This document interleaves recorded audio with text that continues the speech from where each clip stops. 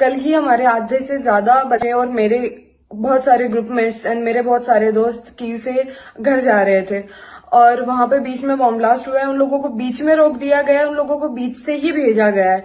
उसके लिए अगर वो लोग इंडियन एम्बेसी को कॉल वगैरह ट्राई करें कि सर हम यहाँ पे स्टक हो गए हैं, हम लोग को आगे बताएं कि हम लोग कैसे क्या हम टर्नोपिल तक जाएं या फिर हमें आगे कहाँ जाना चाहिए, उन लोगों का इसके लिए कोई भी रेस्पॉन्स नहीं है। वो लोग कुछ भी आंसर नहीं कर रहे हैं। यूनिवर्सिटी कह रही है कि तुम लोगों को पैनिक होने की जरूरत नहीं है, तुम लोग बस क्लास आओ। उन लोगों को हमारी लाइफ की कोई भी वैल्यू नहीं है। इवन इंडियन गवर्नमेंट को हमारी लाइफ की कोई भी वैल्यू नहीं है। इस सिचुएशन में भी उन लोगों ने एयर टिकट्स 60-70,000 की हुई है। कोई भी मिडिल क्लास फैमिली होगी एक तरीके से, चलो ठीक है, जो भी हाई क्लास फैमिली है वो एक बार के लिए पे भी कर दे।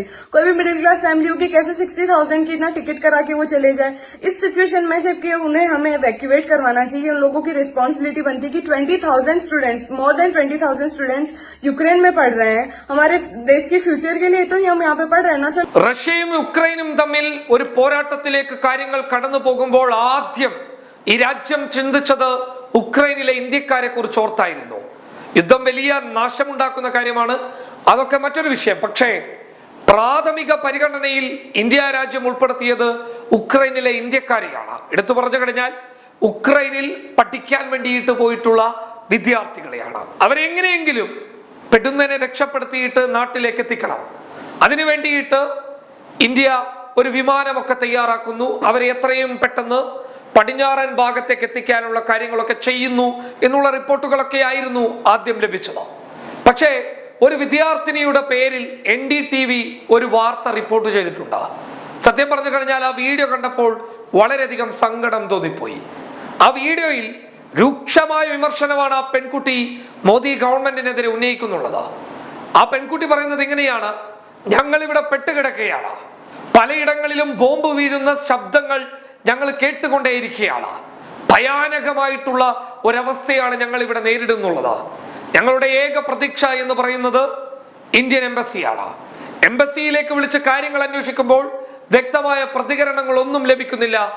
എന്നാൽ പോലും എന്തൊക്കെയോ മറുപടികൾ നൽകുന്നു. ഒടുവിൽ ഞങ്ങൾ എങ്ങനെയെങ്കിലും ഇവിടെ നിന്ന് രക്ഷപ്പെടാൻ വേണ്ടിയിട്ട് തീരുമാനിക്കുമ്പോൾ ദാ വരുന്നു മറ്റൊരു അപകടകരമായിട്ടുള്ള തീരുമാനങ്ങൾ. എന്താണ് ആ തീരുമാനം? ഇന്ത്യ രക്ഷിക്കാൻ വേണ്ടിയിട്ട് അയച്ച ഫ്ലൈറ്റ് ചാർജ് എന്ന് പറയുന്നത് 60,000 രൂപയും 70,000 രൂപയും ഒക്കെയാണ് എന്നാണ് ഈ പെൺകുട്ടി ആ വീഡിയോയിൽ പറയുന്നത്. ഈ പെൺകുട്ടിയെ ഉദ്ധരിച്ചാണ് പറയുന്നത്. കാരണം ആ പെൺകുട്ടിയുടെ വീഡിയോ NDTV വളരെ വ്യക്തമായിട്ട് സംപ്രേഷണം ചെയ്തിട്ടുണ്ട്. അവരുടെ ഫേസ്ബുക്കിൽ ഈ വീഡിയോ ഉണ്ട്. അങ്ങനെ എടുത്തു പറഞ്ഞു കഴിഞ്ഞാൽ മരണമുഖത്തിൽ നിന്ന് 60,000-70,000 രൂപയൊക്കെ തങ്ങളുടെ കയ്യിൽ നിന്ന് ഫ്ലൈറ്റ് ടിക്കറ്റ് ചാർജായി വാങ്ങിക്കാൻ ഇവർ തയ്യാറാകുമ്പോൾ ഞങ്ങൾ എന്താണ് ചെയ്യേണ്ടത് എന്നാണ് ആ പെൺകുട്ടി പറയുന്നത്. ഒരുപാട് പണമുള്ള കുടുംബത്തിൽ നിന്നൊന്നുമല്ല ഞങ്ങൾ ഇവിടെ വന്നിട്ടുള്ളത്. ഞങ്ങൾ മിഡിൽ ക്ലാസ് ഫാമിലിയാണ്.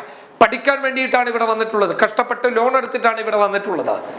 ആ ഞങ്ങളോട് പെട്ടെന്ന് 60,000-ഓ 70,000-ഓ ടിക്കറ്റ് ചാർജ് വേണമെന്ന് പറഞ്ഞു കഴിഞ്ഞാൽ ഞങ്ങൾ എവിടെ നിന്നാണ് കൊടുക്കേണ്ടത്? ഇത് വളരെ പ്രസക്തമായ ഒരു ചോദ്യമല്ലേ?